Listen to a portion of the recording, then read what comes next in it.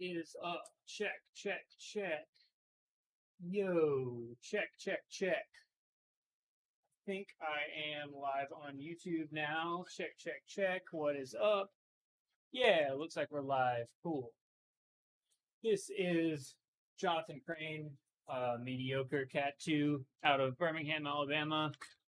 Been doing these watch alongs of the American Crit Cup series most of the season. I do various races, not necessarily always American Crit Cup.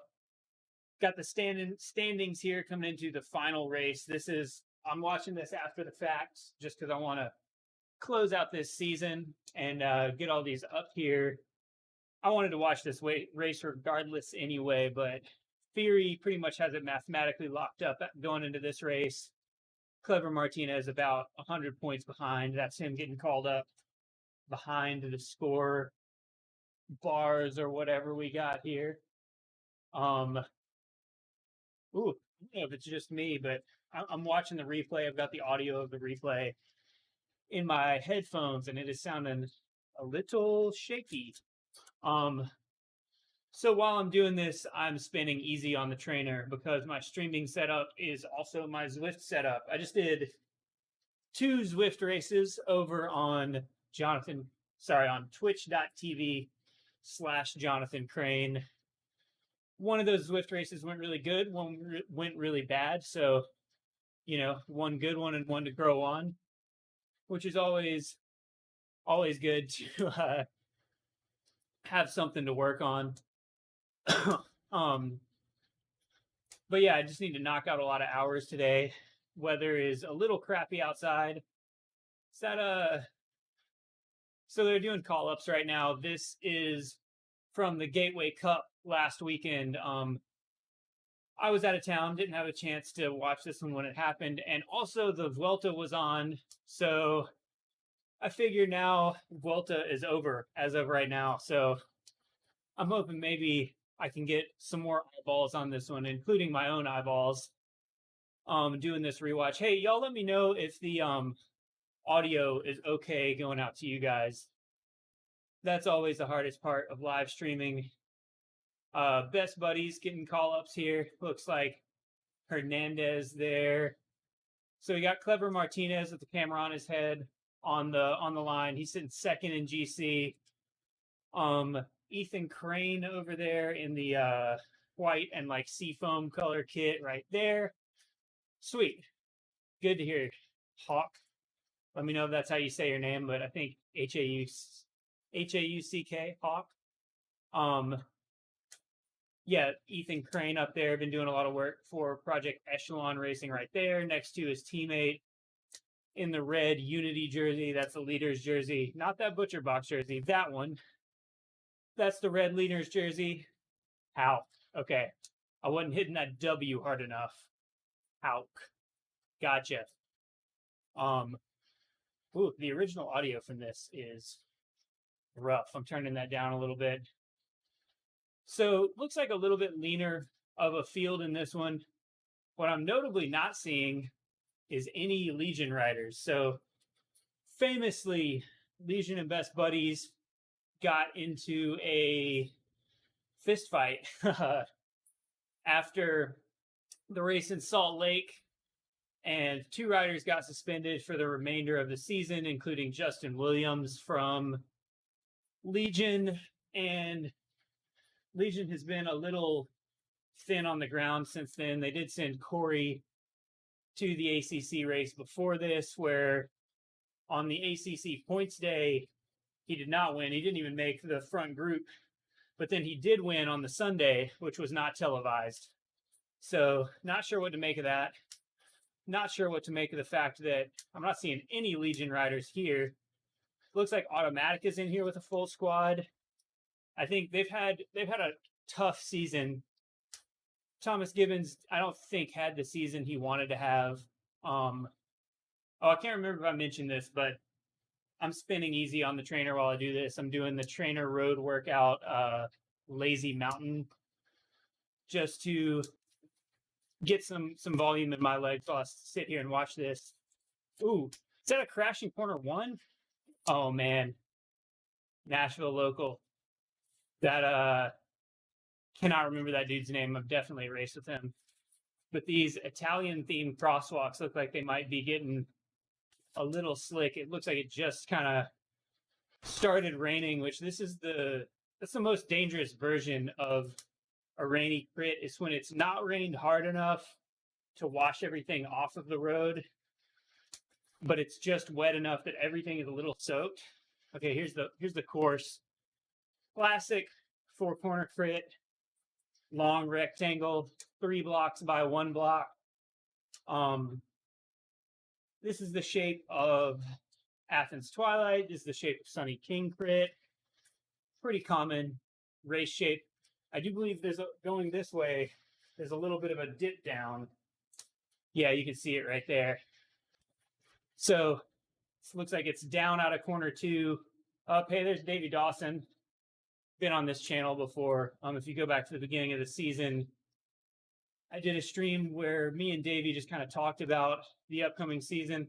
Let me know if you guys think this would be a good idea, but I've been thinking about seeing if we could get him back on now to do kind of a post-mortem of what do you guys think of the inaugural season of American Crit Cup, everything else that happened in American racing this year. I would say, like, notably there is less big road racing, less stage racing than there has been in previous years. And then also, like, Legion wasn't as dominant 2022 as in 2021. Maybe talk about that a little bit. But Davey Dawson, Automatic Racing, got the mustache, big poof of hair coming out the back. I'm sure you'll see him again. I think that's him moving up right there. Orange kit, blue helmet. Yeah, let me know if you guys want to see that, but I'd like to get him, there he is, second wheel. I'd like to get him back on the channel and do a little bit of a season wrap up. We did like a season preview stream where we just talked about the upcoming season, kind of broke down Sunny King too, which was going to be the first big one of the season. But I'd love to get his thoughts from kind of inside the peloton and see what he thought of it. I guess since this is the last one, I should be talking about my thoughts a little bit. So I think there's some wins and some hits and misses from American Crit Cup. Definitely a big hit is all these races were streamed. The quality overall, pretty good, I would say, for American Crit Racing. Stream quality, that is. The drone shots were very cool. There were a few misses in terms of, like, you know, not being able to see the finish clearly or audio glitches, but certainly like a step up from what we've seen production-wise in other years. It seems like they're finding a way to monetize it, maybe with the side coverage. I think all of that is a win. I think they chose a pretty good slate of races that are all over the country. I would have liked to see maybe more variety of courses. Like, there would probably be some backlash if they included like a Snake Alley crit type race in the series, just because that's such an extreme course. Snake Alley, if you don't know, is a crit that goes up a winding brick climb every lap. It's like, I don't know, 10% up on like brick cobblestone surface. I think there would probably be some backlash on that because that would be a little bit extreme. It's like if Crybaby Hill had 180s in it and was on bricks. But I would like to see a little bit more variety from the four corner style. And maybe some tweaks to the points structure. I'm going to be thinking about what I would do. I do like the point structure. I like that there are multiple competitions going on. I think that keeps the racing from getting boring, that you got different teams kind of working for different objectives. Speaking of which, early on in this series, I think Automatic probably was looking for the overall win for Thomas Gibbons. As the season went on, especially after, I forget what race this was, but Gibbons crashed, broke his bike, went into the pit. He ended up getting his teammate Aldo's bike, but it took too many laps, so he was disqualified from that race, which got him 0 finish points, which makes it tough to win the series when you got a 0 on one race. So I think that kind of changed there he is, Thomas Gibbons. I think that kind of changes their whole barometer on what they're going for the season. And I think going into this race, they probably want a win. He did not have a win. He had like 7 second places in 10 races or something early on in the season, centered around the Speed Week series. Kind of in that time frame, he had a ton of second places, and it wasn't like there was just one guy who kept beating him. It was like no matter who was first, he kept getting stuck in second, which was rough, but also impressive, the level of consistency. But I know he wants a win. Clever Martinez did win, let's see, I don't think it was Dairyland, Intelligentsia Cup overall, but didn't win any of the ACC races. So I think Clever will be looking for a big win at this one. There he is with the blue Miami Blazers kit, camera on top of his head. If anybody knows if his footage is sitting around somewhere, I would love to see that. Ugh, looks like this pavement is, see how it's like half wet, half dry? That is a nightmare for turning, because when your tires are going from a wet surface to a dry surface to a wet surface, every time the surface is changing and that grip is changing mid-turn, mid-lean, that's a chance for your tire to break free. Looks like Gibbons is up front. I think he kind of knows that this is a sketchy situation with the pavement. The pavement in these like Italian color crosswalks, that's another element of like mid-turn, you're going from regular asphalt to the painted, back off of it. Each time you're changing surfaces, that's another chance for the tire to break free. The grip coefficient is just friction coefficient is what it's called in engineering terms. When that friction coefficient is changing, the tire can, and you've got that sideways force on the tire, it can break free. I think Gibbons knows that. Ooh, here we go. Is that maybe Frank the Tank Travieso or Gomez going up the road? And then maybe that's Feehery, the series leader, I think. So Feehery pretty much has it locked up mathematically to win this series. He just has to finish today. But he was on Criterium Nation podcast. If you go listen to that, really good podcast interview with him, he does want a win. He has not won a race this whole season. He's been very consistent points-wise, and that's how he's ended up in that jersey, but he doesn't, here are the points. He doesn't want to win these are the sprint points. This is the mid-race sprint competition. He's way ahead in that, and then his teammate Ethan is in second. Well, Hernandez could theoretically take it from him during the course of this race, but we'll see. But Feehery doesn't want to win the series overall without winning an individual race. He made that very clear, so maybe he will get aggressive in this one, although I would hate to see him riding aggressive, lose it, and then have the same thing that happened to Alfredo Rodriguez down here in 8th. He was leading, had a fall, broke his collarbone, missed a couple races, and kind of same thing as Gibbons. Just mathematically, there are no drop races in the ACC series. Every race counts for points. There's no, your best 9 of 10 or your best 8 of 10 or whatever count. Every race that is an ACC points race counts for points. So if you miss one and you're in it for the overall, you're kind of out of the overall. Looks like Automatic is racing pretty aggressive. Like I said, they want the win. They want something today. And everyone here smells blood in the water. I've seen 0 Legion. So it looks like Legion didn't send anybody to this race. And I think every other team who I've mentioned that's been kind of second fiddle, with the exception of like Best Buddies has taken them on, toe to toe and gotten some wins this season. But your automatics, your Miami Blazers, your butcher boxes, they're all going to see a big opportunity here without Legion in the field to race things a little bit differently. It's been past 2 seasons with Legion kind of doing the set their whole team on the front, let them line up single file, keep the pace high, and pull breakaways back. There's really been very little chance to race it in more of a like what I would call the traditional style of American crit racing, where it's very attacking and breakaways go. This is the last ACC crit, Rugio. There are other crits going on. There's, I believe there's some racing in Florida this coming weekend. But yeah, this is like the last big one.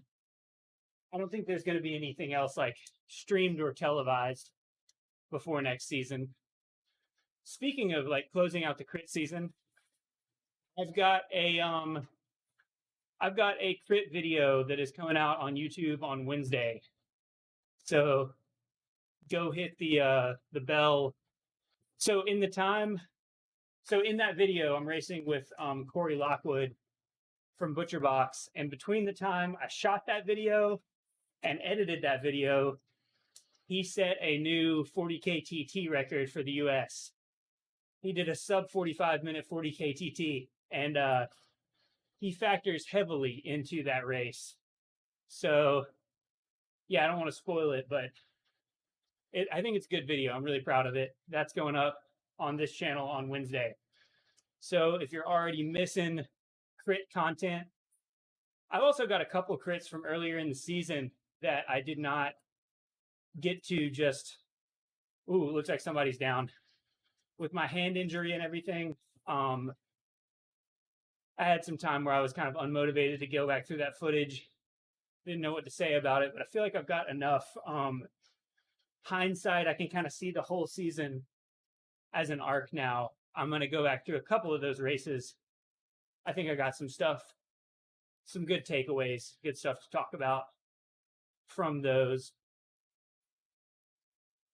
Looks like we got Texas Roadhouse. Okay, Texas Roadhouse, another team that kind of has been there or thereabouts all season. How injuries are good. My wrist is back 100%, I would say. Shoulder is back 100%. Spent a lot of time, weeks and weeks in physical therapy for both of those. Feeling good on those. I have been skateboarding a lot more, so my ankles kind of feel like crap. I've rolled my ankles a couple of times in the last 2 months.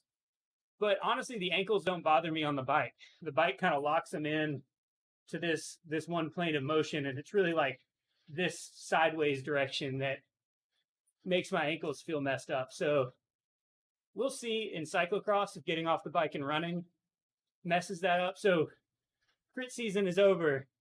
Cyclocross season is beginning. Cross for me starts on September 25th is the first local Alabama cross race.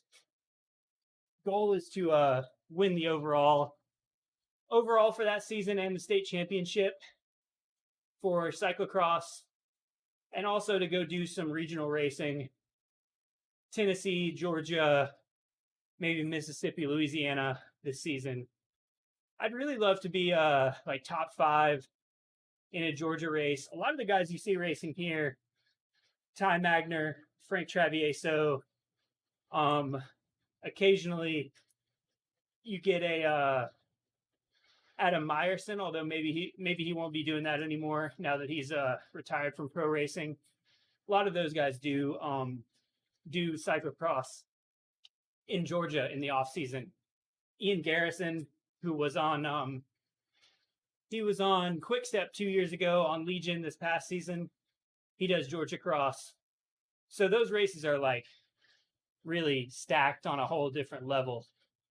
So I will be really, if I can go do a Georgia Cross race and be like top 10, top 5, that's a really good result in those.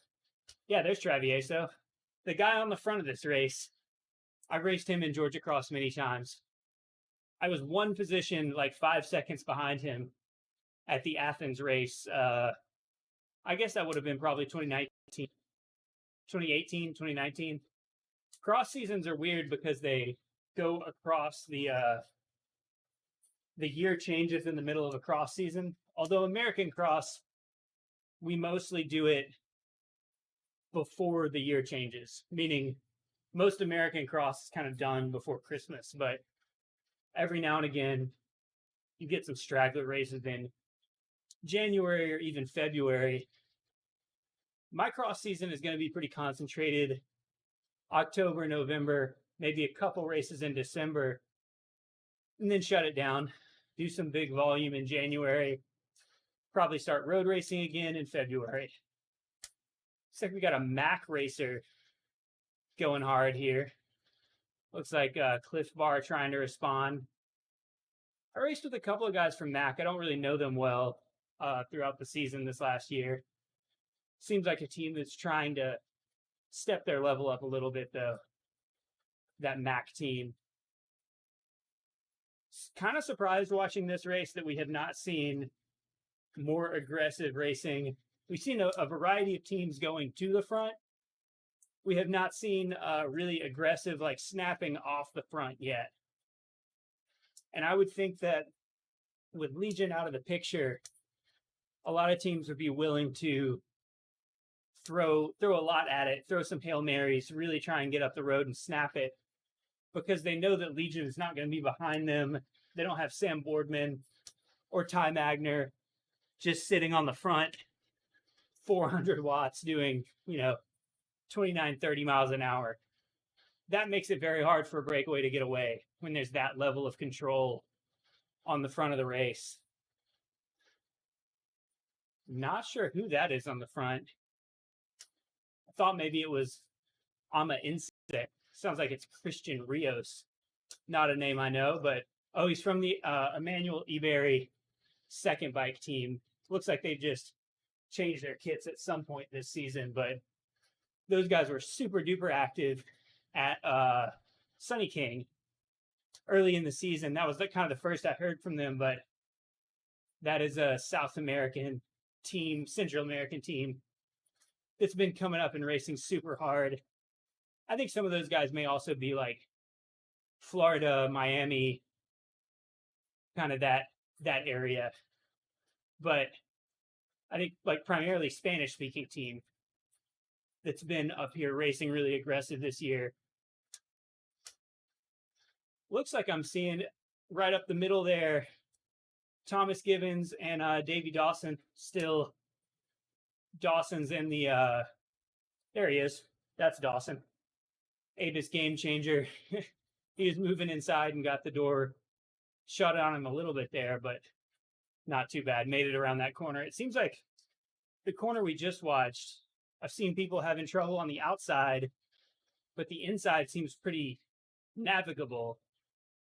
Every now and again, there's been someone laying on the outside of that corner, maybe just taking it too hot. Maybe there's a nasty pothole out there or something. We haven't really seen what's out there. Good crowd for this race. I'd like to get out to Gateway Cup one of these years. A couple of my teammates on Restart. This is the kit for my Zwift team, Restart Racing. Because I just did 2 Zwift races on Twitch right before this. A couple of my Restart teammates met up this race. Jaden Yeager and Daniel Jimrozic, who both used to do Zwift Premier League. Jaden was in town with his Methods to Winning team for the Masters race of Gateway, and Daniel lives in this area. So it was cool to see those guys like link up in real life. They've been racing together on Zwift since pandemic, or maybe even before. But Jaden is a powerhouse IRL. How many hours so I don't think of it, Rugio, in terms of like hours on Zwift or hours outside. I think of it in terms of hours total. And I'm getting those in however I need to. I see Zwift as a tool where if I'm crunched for time, if the weather is bad, if I need a specific structure of workout, or if a Zwift race is just going to be the thing that motivates me to go hard. I mean, right now I'm using Trainer Road, so I'm kind of platform agnostic. The trainer is the trainer. But generally on a hard week, I'm shooting for 10 to 15 hours a week. And I want 2 to 3 of those to be hard sessions, meaning like 0.8 IF or higher. Generally either a structured workout, interval workout, or a really hard group ride. And either way, I'm kind of right now focusing on anaerobic and VO2 max zones. So like this week, Tuesday, I did our outside group ride here. Really hard, did a bunch of snaps. So that thing finishes on a 2.5 minute climb. I think I did, 350 on that climb with a finish sprint and a bunch of little snaps to try to do breakaways before that. So that was Tuesday. Thursday, I did outside. There's a road here that is closed to through traffic. A good climb where you get to the top, and then there's a barricade. You just got to go back down. So I did hill repeats on that, where I was doing 2 minutes of VO2 max. So between 350 and 400 watts for 2 minutes. 7 of those, about 4 minutes between repeats, and then rolled home. And then today I did 2 Zwift races. Now I'm doing this so what I'm doing right now is the Trainer Road workout, Lazy Mountain, which is all aerobic. I'm doing 160 watts right now, just to extend it out and get a little bit longer one. But weeks past, one of those has been a 30-30 workout on the trainer, just because those are hard to do outside. Like 30 seconds on, 30 seconds off. Man, Dawson, talked about him early, but he's been up there. He's like 4th, 5th wheel right now. I don't know, probably about 10th wheel, but consistently in the running here, making the race happen. Really excited to see what he does in this race. Coming up on 30 minutes in this race. This is not a 60-minute. I believe this is 70. So we're a little under halfway. But yeah, Rugio, so that's a hard week for me, is 10 to 15 hours, 2 to 3 hard days. And the rest of those days, I'm trying to ride 1 to 2 hours, about, trying to make those average about 160 to 180 watts, something like that. Not trying to go over FTP for a significant portion of time. And right now on those easy rides, which are Monday, Wednesday, Friday, and then one of my weekend days, I'm really working on cyclocross skills, trying to get out on the trails, on my cross bike, and focus on turning, focus on mounts and dismounts. I'm not pedaling hard, but I'm really focusing on trying to stay off the brakes and really trying to flow through the trail. Someone asked, how often do I stream on Twitch? It's been pretty inconsistent over the summer, but through the winter, I'm going to be doing a lot of ZRL. And I think if I'm doing ZRL, I'll probably be streaming that on Twitch. And I'll just be on the trainer more because the weather is bad. So thanks, Face Diaper. Appreciate it. Nice. Hundo solo at altitude. That's gnarly. That's a harder day than what I've got on tap. So with cyclocross coming up, I'm really going to start taking my ride time down, but my intensity up. So I may get down to where even a hard week is only 9 hours a week, but those hard days are 1.5 hours very hard. Looks like we got a Ride Bikes Bro rider, 3rd wheel here. Wonder if that's Tully. Man, 19.5 average solo. That's solid face sniper. I used to go out and try to do 4 hours at 200 watts, which I weigh 61.5 kgs, so that's like 3 point something, 3.2 watts a kilo. Yeah, this may be totally right. Let's see. I'm seeing a Ride Bikes Bro kit. I'm seeing that aggressive stance on the bike, kind of bigger dude. People on my streams are always asking about Tully. Okay, and I've gotten a lot of crap for being like, not believing in him or whatever on these various races. People will say, is he going to win? And I'll say no. This is one that's actually probably a good race. If that is him, this is actually probably a good race for him because wide open, non-technical, that dude's a powerhouse. No big climbs, no pinch points, and it's a little sketchy. It's a little slippery. I think he's got the balls to power through that. Got the race acumen, and then also just Legion's not here. I feel like in a world where Ride Bikes Pro is going up against Legion, that's a severe disadvantage. That guy doesn't look broad-shouldered enough to be totally.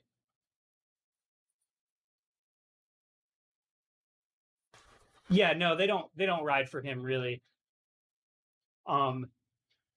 Spencer Movenzada from Butcher Box, breakaway specialist. A guy I haven't mentioned today, but that I've mentioned on these streams a lot throughout the course of this year. Shaking his head. Looks like he put in a little bit of an effort and didn't snap it like he maybe wanted to. Yeah, I get the feeling that Totally with the driveway crits is kind of like me with the local Alabama stuff, except like, driveway crit level is here, Alabama stuff level is here, but Totally's like really wants to win the driveway, and then everything else is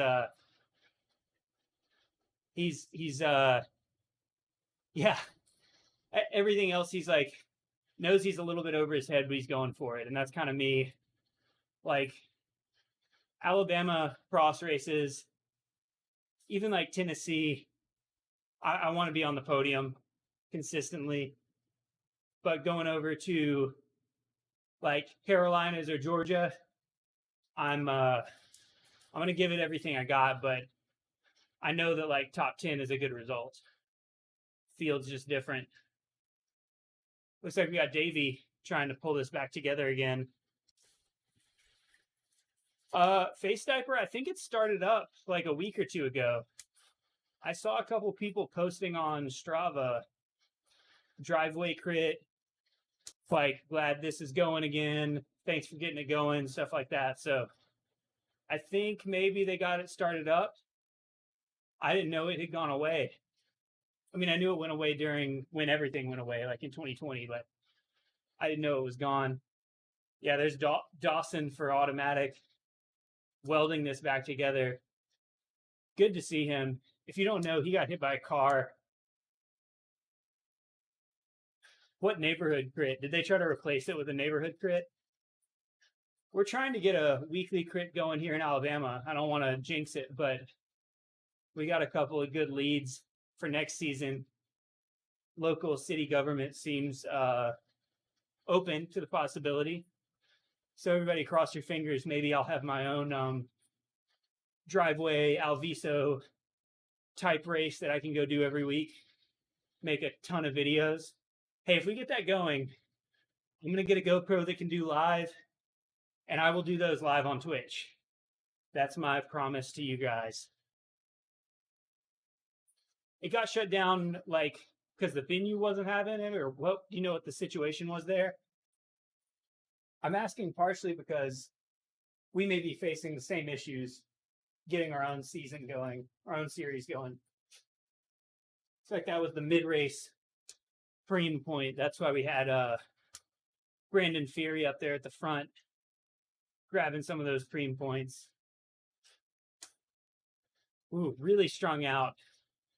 So Clever Martinez first. He's second in the points.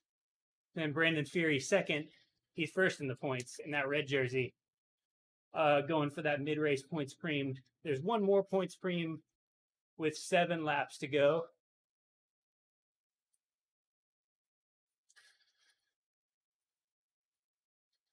Ah, okay. You're in bold. Interesting. Yeah, I'm not the one who's like the point person for this new crit series, but I'm involved in the discussion, so trying to go ahead and figure out how we get that going. All right, somebody for Best Buddies countering with Texas Roadhouse and Emmanuel Eberry on their wheel. Looks like everyone is pretty motivated to get there, though. The whole field. Yeah, with this like downhill uphill thing, that's a hard place to break away. You'd almost need to wait to do your attack. See where those people are walking up above me? You'd almost need to wait until you get there to launch your attack. Seemed like he launched on the downhill, which launching on the downhill, everybody's got a pretty solid draft behind you. It's going to be harder to snap the group. You're going to do more just kind of lining it up single file, dragging everyone in your draft into the hill.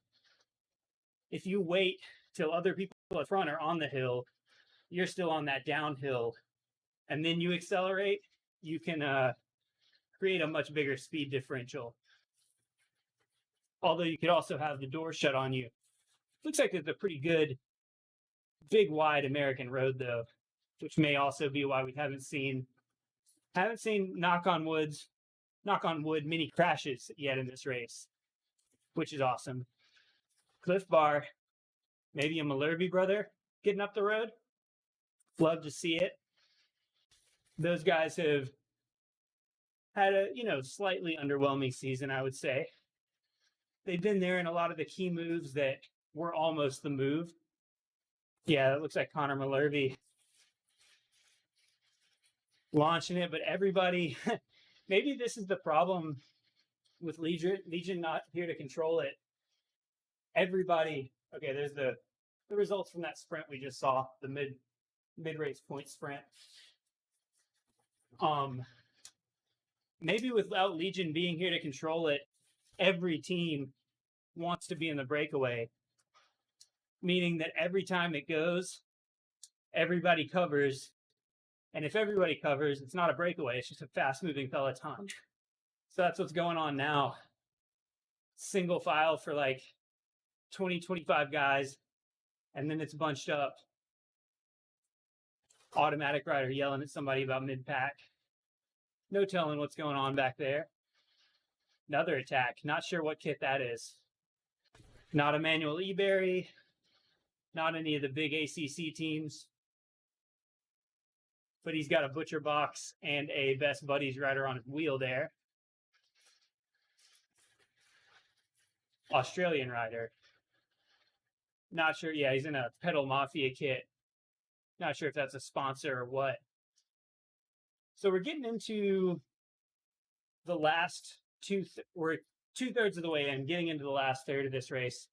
I think this is where we could potentially see some really aggressive riding and riders being worn down enough that things start to crack, things start to come apart.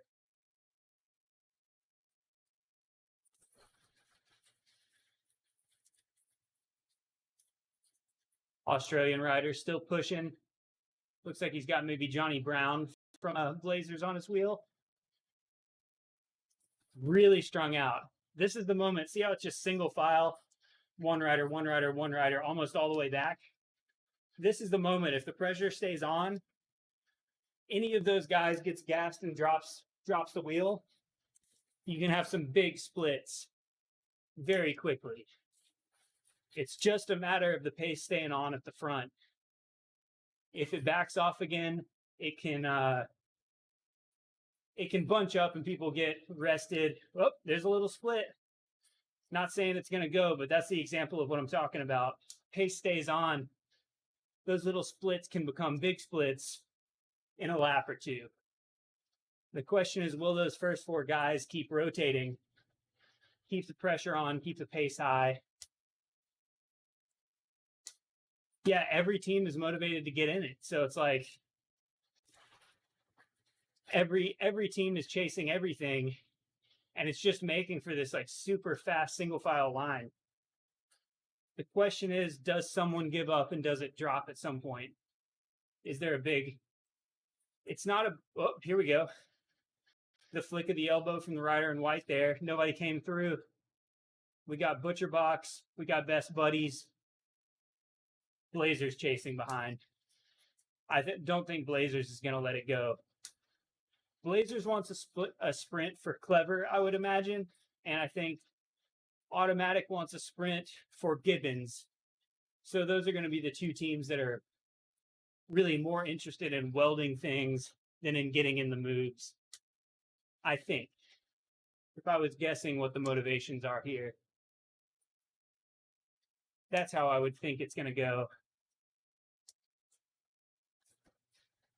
Getting a little daylight here. This is the first one of the day, though. Sounds like we got a preem on this lap. Question is that preem, I'm hearing a bell ringing. Is that preem going to be just for the field, meaning not the 2 guys out front? Or do the 2 guys out front get the preem if they keep this up? I believe I saw JP Prim from Nashville Local. About 20th wheel there. He's in my video that's coming out on Wednesday on the YouTube. Pretty sure he raced for Nashville Local in this last one of the series. Oh, coming back. Yeah, it's Blazers bringing it back. It's so ragged. This is the corner, though. Last lap where I was mentioning how single file it was. The first like 30 guys through here, there were even bigger gaps this lap. So if this keeps up, it could break. Looks like I don't know if they're close enough to be drafting the car, but it looks like maybe this head-on shot. Whoa. Not sure why we got sepia tone all of a sudden, but it's the Wild West for a second there. But we're back.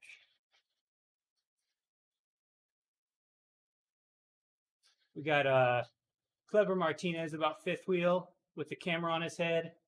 Right there. Oliver Flout for Butcher Box right behind him. 2 guys that are definitely ones to watch.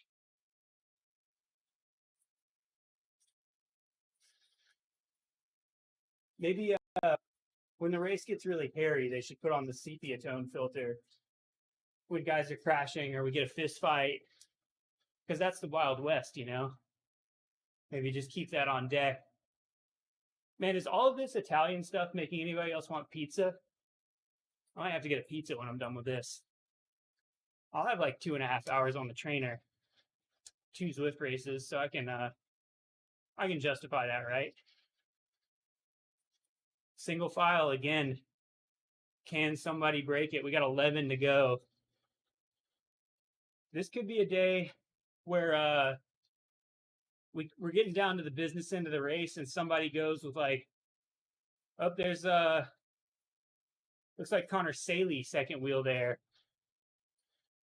Shrimp basket and fries sounds good. Maybe a little heavy though, the fried food. I don't know. I mean, I don't really need to cut weight, but trying to eat a little bit better as I get toward cyclocross season. Power to weight matters so much in cross. Maybe just in Southeast, because there's a ton of really steep, short uphills and a ton of accelerating from like almost a dead stop, which are both things that power to weight is a huge deal. Oh, I think that's Oliver Flout. I mentioned him a minute ago. Way over here on the left, big attack. This could be the one. Big attack from him with one Best Buddies rider on his wheel. So face diaper, I am not vegetarian or vegan, but wherever there is vegetarian or vegan options, that's what I go for. I don't buy meat at the store, don't keep meat in my house, but if a chicken burrito is what they got after the gravel race, I'll eat it. So I'm kind of I'm vegan friendly, but not strictly vegan. We do cook a lot of meat alternatives in my house. A little bit of fish, but there's zero just like chicken cutlets or anything in here. Yeah, Rugio, do whatever you want. That sounds like shrimp basket time to me. Woo, huge gap. Huge gap. I'm gonna check and make sure. I'm pretty sure that's Oliver Flout though. It's either Flout or Movenzato would be my guess. This would be a big coup for ButcherBox though. Like I said, they've had not seen a lot this season in terms of big results. They're having kind of a reshuffling, rebuilding year. Lost a lot of guys from this year to last year. I think Steve Cullen is kind of no longer their like director or whatever. And then they had Connor Saley go over to Blazers. Yeah, they're kind of finding their feet again. Seems like Movenzato, while he's still an amazing racer, he's also a student at Duke, so I think he's maybe getting to crunch time in school, and he's not as focused on the race season this year. Yeah, that is Oliver Flout. Not sure. Maybe is that Michael Hernandez on his wheel or Alfredo Rodriguez? Hard to tell. Again, the Best Buddies riders are so pro.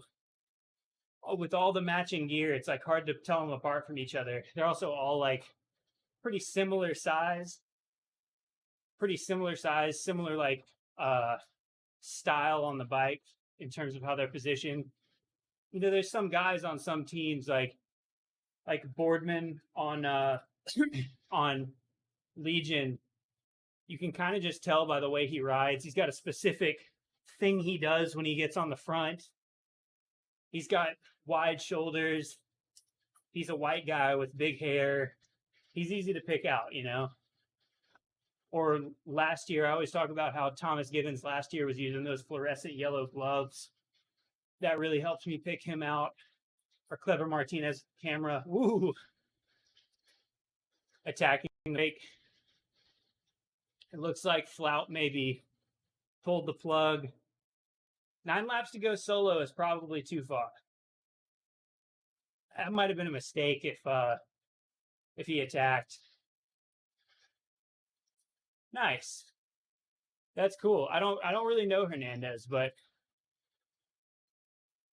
that's cool. Cool to know. Maybe we're not in sepia tone. Maybe we're just in golden hour. Maybe we'll get a beautiful rainbow over the end of this race. Have you been riding face diaper since you were that young? I didn't start racing until I was 23, 24. I did actually realize this will be my 10th season of cyclocross. I started cyclocross in 2013. And I know this because I have the B Series champion jersey from 2014.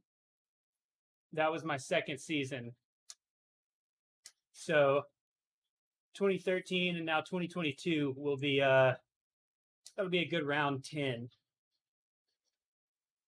Ooh, Connor Mullerby's white helmet, blue kit back there really wants to get here for Cliff Bar.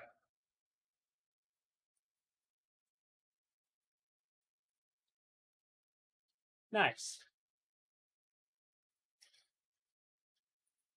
Man, I wish we had a good airport loop here. There's my fiance's family lives in Little Rock, and they have an airport loop. Whenever we're out there, that's where I do my training. Just like low traffic roads around the airport. Birmingham Airport, there are some okay roads over there, but you can't link them all up without hitting like one road that has a lot of traffic on it. I wish we had a good loop. Nice. That's awesome, Face Diaper. I started when I was 23, so I like just missed U23 being a junior, like that whole thing. But I basically on the road did like a Cat 5 season, a Cat 4 season, a Cat 3 season, a Cat 2 season, and now Cat 2 for life. I have a real job and stuff, so I don't really want to be a 1. I don't really have business being a 1, I think. I don't have the time to devote to it. Maybe if I could focus just on bike racing for a year, I think I maybe could or should get my 1. But as it stands, like, I want to be racing with other guys who are, you know, maybe doing this race, but also have a full-time job. And, like, weren't juniors, all that stuff.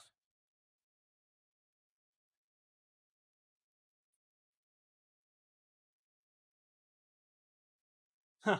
Nice. Zwifty Zwifter, I would love that. Let's divert some money away from the airfields and using those for. I'd be into that. Nice. I've raced with Gutenplan himself, David Gutenplan, a couple of times, many times.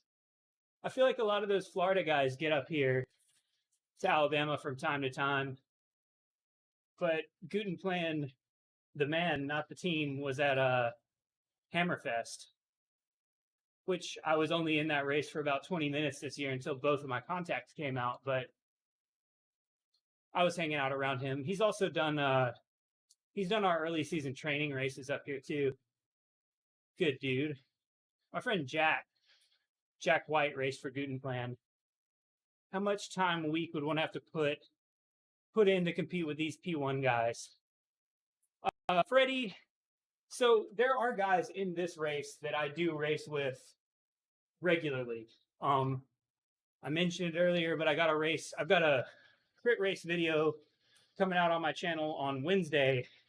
There's at least 3 or 4 guys in this race that are in that race. But to be competitive at the front of this race, or even to be like, I don't know, a factor in this race. In this race, I would be like in the middle of the pack on my limit the whole race just to hang on. To go from there to being like a relevant factor, I think I would need to go, I'd probably need early season to get a few like 20, 25 hour weeks in the early season build. But it's more about the fact that I would need like less life stress. Yeah. So regularly, once I got past that like early season build, you can do I think a lot of these guys are probably on 12-hour weeks, same as me. But a lot of them either put in way more time as a junior and were able to develop to another level, or just have better genetics than me. But I think for me, that's what it would take. And then also not having all of the other life stresses, like just being able to focus on recovery, my nutrition being right, my equipment being right, like not having to do so much riding, like, 7, 8 a.m. on the trainer before I start work. Maybe being able to time my nutrition better. So yeah, I think that's what it would take for me to kind of take that level, and also to be able to do more racing at this level. I think some of it is not about hours per week. All right, we got a 7 to go. I'm gonna go here. Oh, nice, Rob. That makes nice to make the connection there. All right, here we go. 7 to go point sprint. Looks like we got an Emmanuel Eberry rider going for it. Yeah, Emmanuel Eberry, and then maybe that was a Cliff Bar rider second. No one who's in the fight for points. Interesting. We might see a counter off of that. Point sprint. Keep my eyes on that. Yeah, Malherbe, I think there. First wheel. Doesn't look like he wants to push on though. Rob, yeah. So you asked, do you think I'm missing out on much by only racing 6 hours a week on Zwift? If all you're doing is racing, maybe. You might need to switch that up and be doing like half of your time hard and half of your time easy.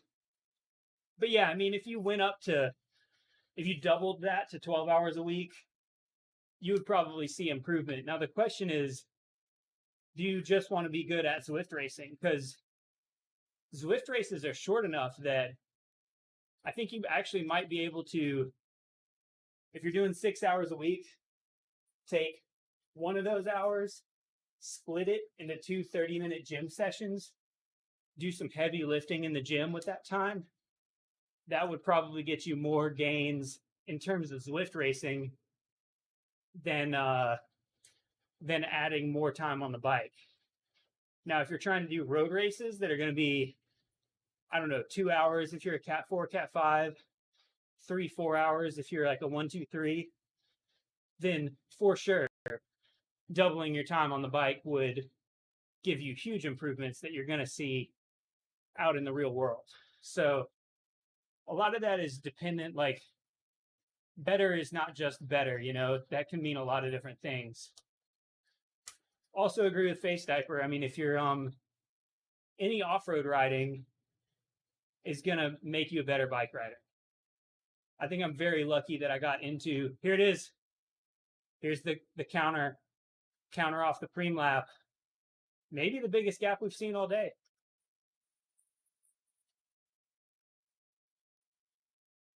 Evan from Ride Bikes is the guy who is up there. Not totally. Sorry for all of the YouTube fans. I knew that guy was too small. He didn't have the broad shoulder, powerful look of a Tolly. Yeah, Rob, lifting. I honestly think the fact that I was lifting like pretty heavily right before the pandemic started, I think I put a lot of top end on my sprint. And then when I went to Zwift racing during the pandemic, that was paying huge dividends because a Zwift sprint is so short and intense, and it is the crucial part of most Zwift races. That peak power matters on Zwift in a way that it maybe doesn't outside as much. So yeah, if you want to be good in Zwift racing, best thing you can do with your time is take an hour, split that into 2 30-minute lifting sessions. Because you don't need to do a lot of lifting. You need to do very heavy lifting. You need to do squats and deadlifts. If you do squats and deadlifts, Dylan Johnson has a good video about it. Go watch his video about lifting. That's a pretty good guide on how you can like integrate it.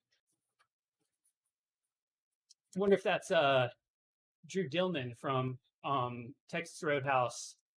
I haven't mentioned the third guy in this breakaway we got here. Coming down to 5 to go.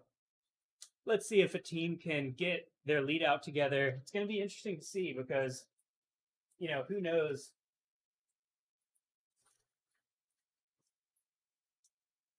Yeah, Dylan Johnson. He's a YouTuber. I don't know. He's like one of the big cycling YouTubers, but he's also a coach, knows a lot about physiology, always includes the like science and scholarly articles and studies that have been done in his videos. He's not just talking about opinion on things. He tries to bring some science into it as much as possible. But yeah, he's got a really good weightlifting video. Not sure what this team in the white and blue is, but it looks like they're getting together on the front and getting organized. Nice. Yeah, I know a lot of people have been coached by Fast Cat. That seems like a good program. Wow. This would be awesome if this break of 3 can hold it. We'll see. I'm going to be surprised if we don't see Best Buddies or Blazers get organized on the front here, though. Looks like, oh, is that Gibbons maybe going across? I'm seeing an automatic jersey right there. Again, hard to tell everybody apart, but if I had to guess, that's Gibbons. Doesn't look like Aldo. Oh, I hope Ed Veal is healing up. I know that guy had a really heavy fall not too long ago, Ed Veal. 3 guys up front. Pray for the breakaway, everybody.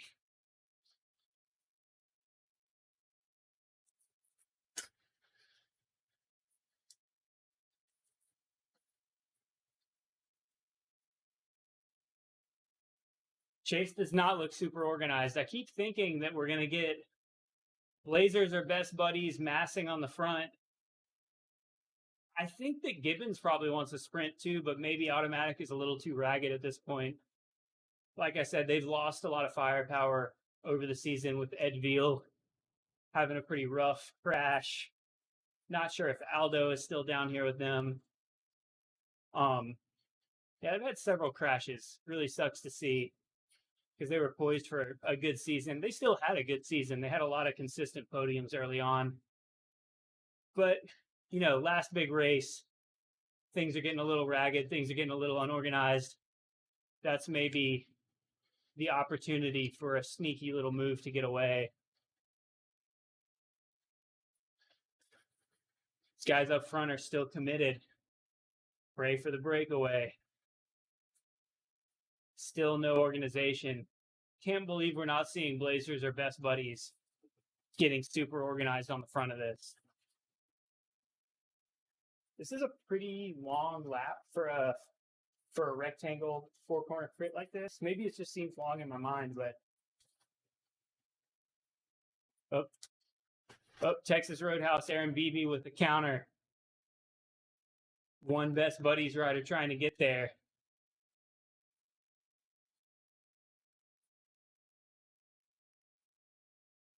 Yeah, we just got single. I'm looking for some sort of insight to give. Chaos. Chaos on the front right now. Nobody has control. Everybody wants to go fast. Everybody wants to get away. Everybody wants to win this sprint. Let's see if we can pick out close to the front here. I think I'm still seeing Gibbons up there in the first 10 wheels. Still seeing Martinez up there in the first 10 wheels. Looking back, who have we got? Yeah, one of those GoPro cameras on the head there is Clever. Far left, that's Clever Martinez. GoPro camera up on the top of the head. And it looks like everybody on Blazers is rocking GoPros on the head. They may have an insane edit from this where they've got like, you know, 3, 4, 5 different camera angles. I'm seeing a lot of Blazers, but they're not together. I have not seen a sprint train form yet. 2 to go. Full commitment from, is that Summerhill maybe? This is full send. Ooh, spread out across the road in the field, blobbing up a little bit. Yeah, let's go. 2 to go. Full send. Let's see the front of this race again. Surely that's not, yeah, they didn't get him back. There's still 3 up there. But Project Echelon now. They got the leader. They got the second place rider with second place in the sprint competition with Crane. Ethan Crane is still doing pretty well. So I guess they've got some incentive to keep it fast here, keep it together. I know, like I said earlier, Feehery wants to win. He doesn't want to win this series without getting an outright win before it's over. So maybe they're setting up Feehery for the sprint. Maybe he's going to go for it. Last one. Nothing left to lose. So we got Roadhouse, Blazers, First Internet Bank looks like in contact here at the front. We got Echelon pulling it back, and then we've just got Chaos behind. It looks like we've got a Best Buddies rider on the front, and then a Best Buddies rider chasing in the field. So totally out of control. I think that's a Rockland Velo or DCC rider in the like camo kit. like fourth wheel there. Man, this is like, it's like the beginning of a gravel race or something. It's just like it's like the beginning of an XC race. Everybody's just going all out. The teammates don't matter. It's just complete chaos and completely full gas. Literally anything could happen here. One to go, and they got a gap. They got a gap and they got representation, but behind, everybody's still going full gas. Everybody's chasing their own teammates. Everybody's full gas, just regardless of everything else going on.